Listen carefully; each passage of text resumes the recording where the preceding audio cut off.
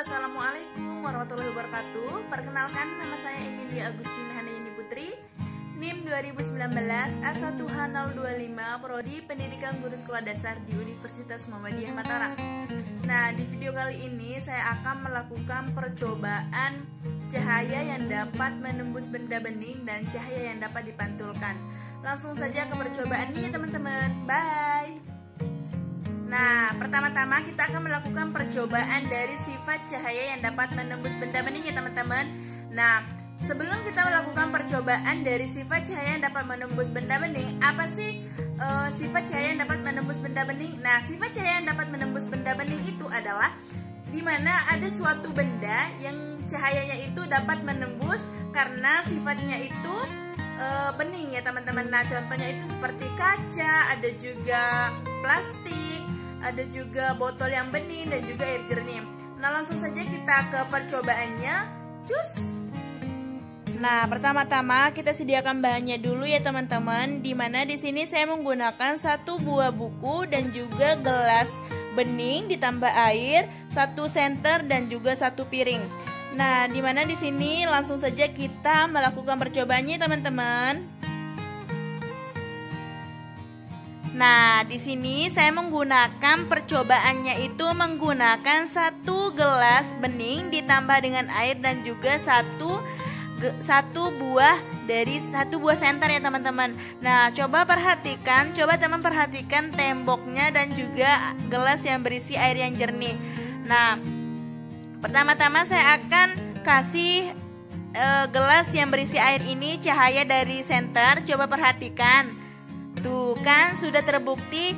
Jadi gelas dan air jernih ini sudah terbukti bisa dapat menembus benda bening atau bisa menembus ke tembok ya teman-teman. Jadi sudah terbukti ya teman-teman.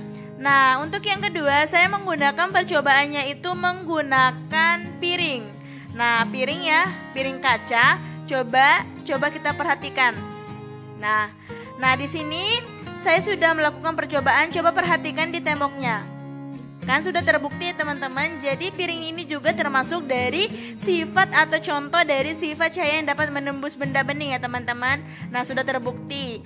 Nah, untuk percobaan yang ketiga itu saya menggunakan 1 buah buku. Coba perhatikan bukunya. Saya kasih dia cahaya dari senter.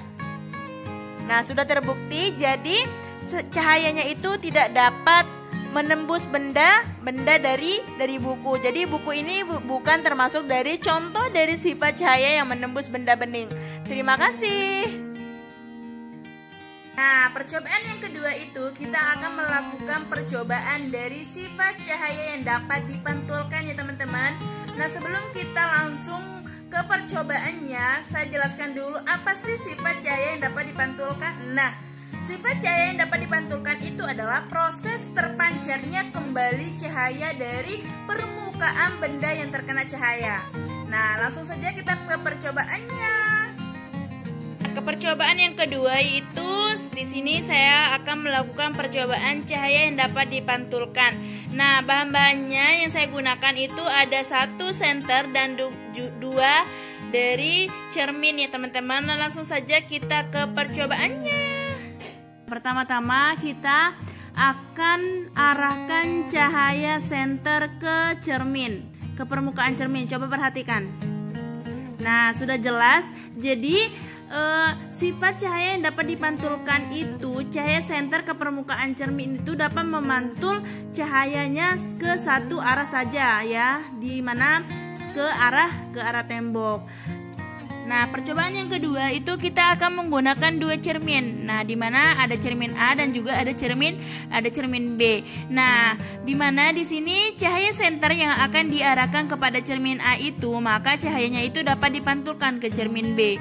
Nah, kemudian cermin B ini juga memantulkan lagi ke cermin A. Maka semakin banyak yang kita pakai cermin, maka cahayanya itu atau pantulannya itu semakin banyak yang dipantulkan.